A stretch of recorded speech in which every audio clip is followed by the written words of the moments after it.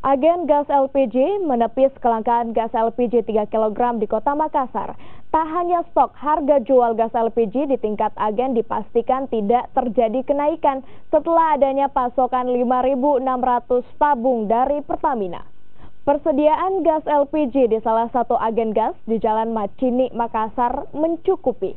Agen mengaku tidak mengalami kekurangan stok gas LPG 3 kg lantaran pasokan dari Pertamina berjalan lancar. Pertamina juga menambah pasokan sebanyak 5.600 tabung gas LPG untuk mengantisipasi kelangkaan LPG 3 kg di Kota Makassar. Untuk mencegah kenaikan harga di tingkat pangkalan dan pengecer, agen gas mengeluarkan surat edaran terkait harga eceran tertinggi, yakni Rp15.000.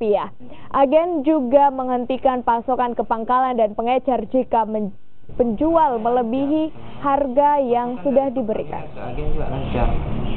Malah ada tambahan untuk bulan lalu sama bulan ini juga ada. Berapa tambahannya? Berapa tabung?